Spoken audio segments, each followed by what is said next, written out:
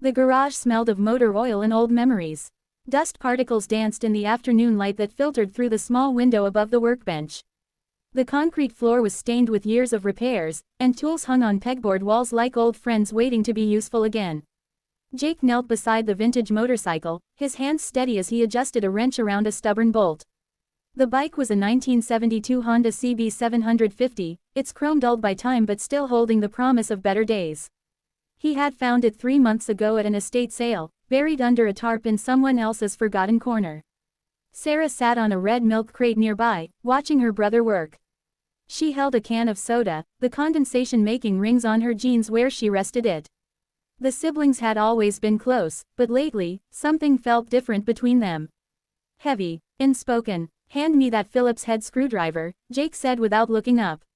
His voice was quiet, focused. Sarah reached into the toolbox beside her and found the tool, placing it in his outstretched palm.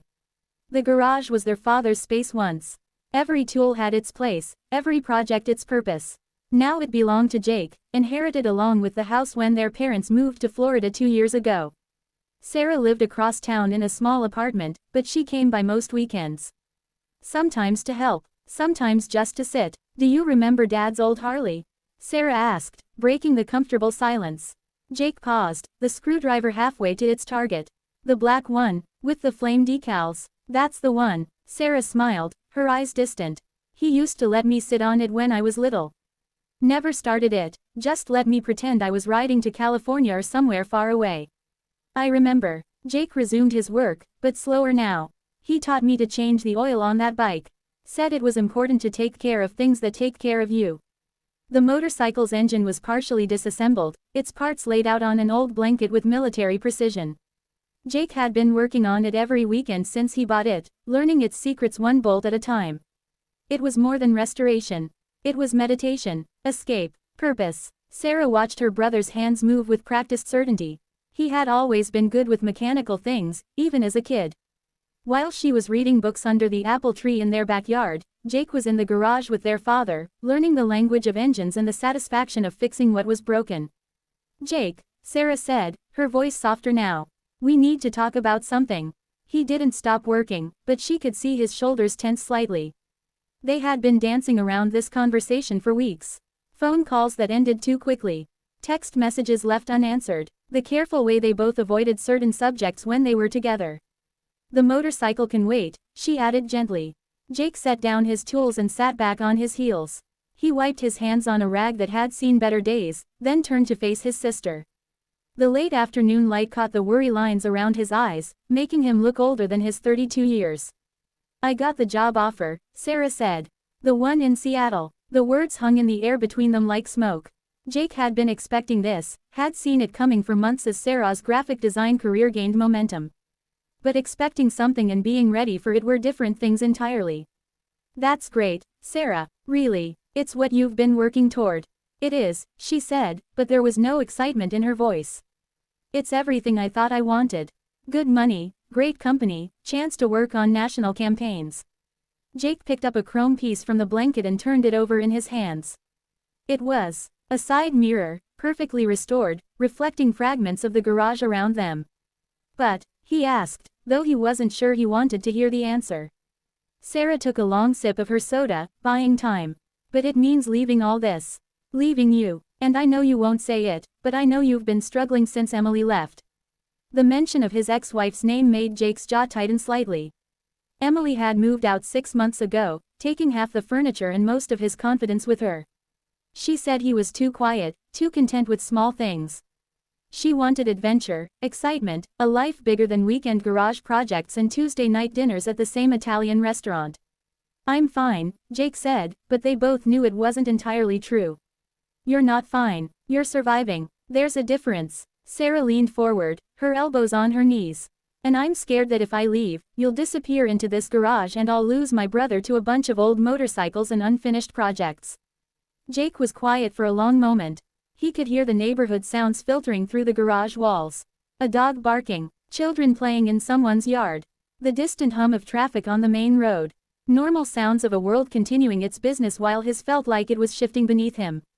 "I've been thinking about Dad's advice," he said finally. "About taking care of things that take care of you." Sarah waited, recognizing the thoughtful tone that meant her brother was working towards something important.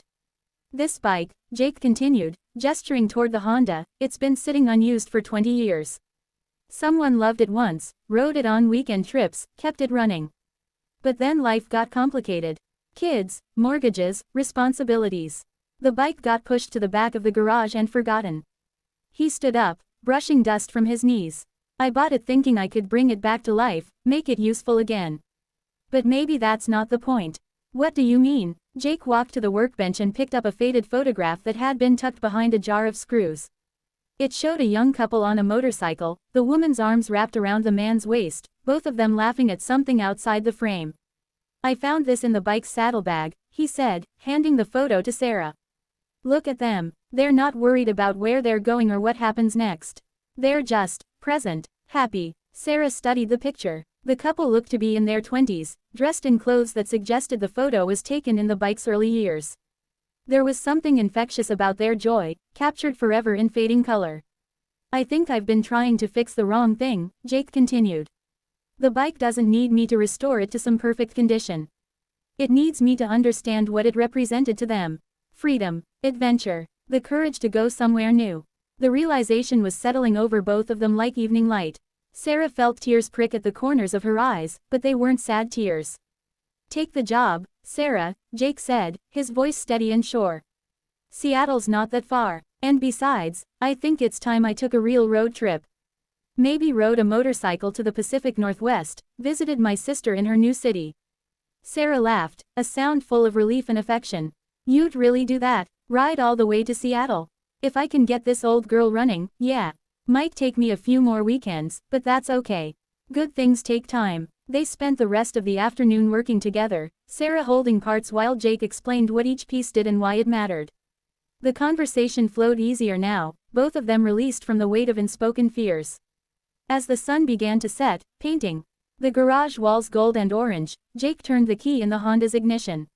The engine coughed once, then caught, settling into a steady purr that filled the small space with purpose. Listen to that, Sarah said, grinning. Dad would have loved this sound. Jake revved the engine gently, then let it idle. The motorcycle was ready for new adventures, new memories. And for the first time in months, so was he. When do you start in Seattle?